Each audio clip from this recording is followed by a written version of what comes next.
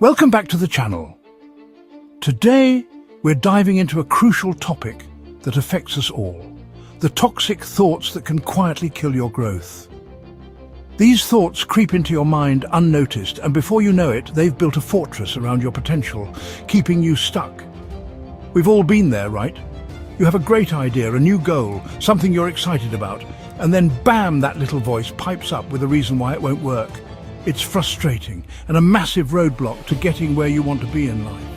Today, we're not just going to identify these thoughts, we're going to dissect them. We're going to understand why they're so damaging and, more importantly, what you can do about them. Awareness is the first step. Once you can spot these toxic thought patterns, you can start to challenge them and replace them with a mindset that supports your ambitions.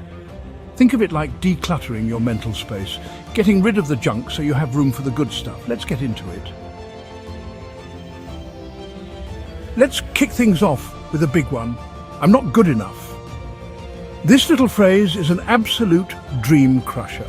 It's that nagging feeling that no matter what you do, you're just inherently lacking. Maybe you think you're not smart enough for that promotion, not talented enough to start that side hustle, or not experienced enough to lead that project.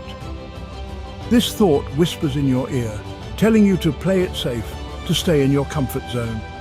The insidious thing about "I'm not good enough" is how it paralyzes you. It stops you from even trying.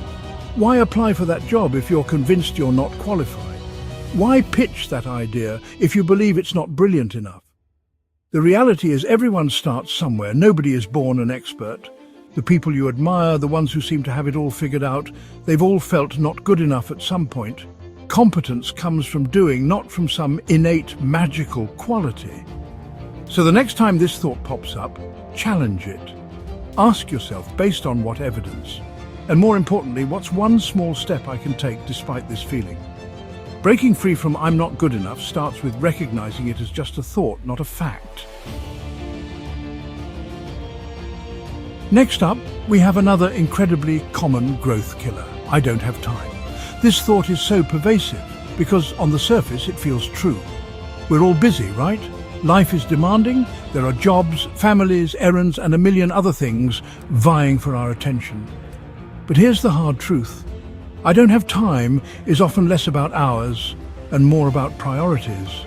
When something is truly important to us, we find the time. The issue isn't usually a lack of minutes, it's about priority. Successful people don't find time, they make time for what matters. This next toxic thought, "it's too late for me," is a particularly sad one because it often comes with a sense of resignation. People think this way about career changes, going back to school, learning a new skill, or even finding happiness.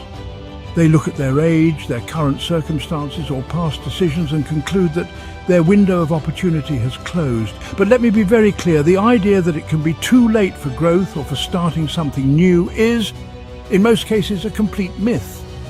Think about Colonel Sanders, who started KFC in his 60s. Think about Grandma Moses, who began her prolific painting career in her late 70s.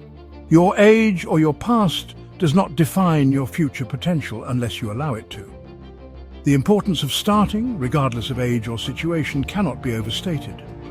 Growth is a continuous process. It doesn't have an expiration date. It's never too late to learn, to grow, or to pursue something meaningful.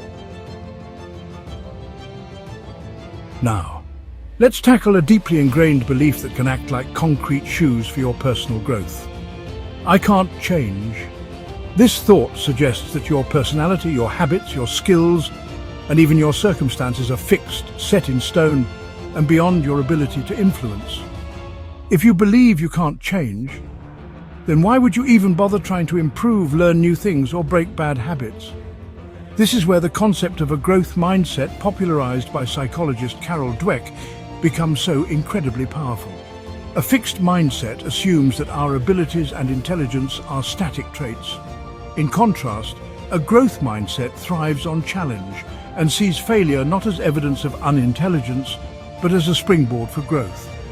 The truth is, human beings are incredibly adaptable. Our brains have something called neuroplasticity, which means they can reorganize themselves by forming new neural connections throughout life. You absolutely can change, but it requires belief, effort, and persistence. Focus on the process of learning and growing, not just the outcome. The power to change lies within you, but you have to believe it first. "I'm a failure" can derail your motivation and crush your self-esteem.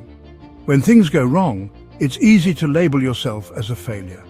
This mindset becomes a self-fulfilling prophecy. There's a difference between experiencing failure and being a failure. Failure is feedback, a lesson. Reframe it as part of the learning process. Separate the outcome from your identity. You are not your failures, you are learning and growing. Let's talk about a deeply insidious thought that often operates in the shadows. I don't deserve success. This isn't always a conscious, loud declaration. Sometimes it's a subtle, underlying feeling of unworthiness that can sabotage your efforts just as you're on the brink of achieving something great. The impact of feeling undeserving is profound. It can manifest as imposter syndrome, where you feel like a fraud despite your accomplishments. It can lead to self-sabotaging behaviors, procrastinating on important tasks, making crucial errors, or pushing away opportunities that could lead to success. Understanding that your self-worth directly impacts your capacity for growth and success is critical. True, lasting success isn't just about skills and strategy, it's also about having an internal sense of deservingness that allows you to receive and embrace positive outcomes. To counter "I don't deserve success," you need to work on building your self-worth. Challenge negative self-talk. When that voice says you're not worthy, ask for evidence. Success isn't reserved for a select few. It's available to anyone willing to grow and believe in their own right to achieve it. You deserve success as much as anyone else. The classic social anxiety trigger. What will people think? This thought stops so many dreams and ideas. It's the fear of judgment, criticism, or disapproval. We crave acceptance, but fear holds us back. You can't control what others think. Focus on your own why. Why is this goal important to you? Listen to those who support you. Let's dive into a particularly sneaky saboteur of growth, the thought "I need to be perfect." On the surface, striving for perfection might sound like a good thing, a noble pursuit of excellence. But in reality, perfectionism is often a recipe for procrastination, anxiety, and ultimately, a lack of progress. It sets an impossibly high bar, one that can never truly be reached, because perfection is, by its very nature, an illusion in most human endeavors. The danger of perfectionism is that it can prevent you from starting things in the first place. If you feel you can't do something perfectly, you might avoid doing it altogether.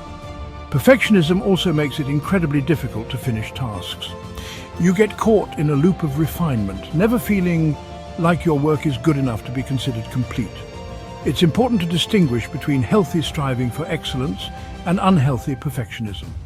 Striving for excellence means doing your best, being diligent, and aiming for high quality. Perfectionism, on the other hand, is often rooted in fear. Fear of failure, fear of judgment, fear of not being good enough. To combat perfectionism, try embracing the concept of good enough. Aim for progress, not perfection. Remember, done is often better than perfect, especially when perfect means never. The thought, "I can't ask for help," is often rooted in pride or fear.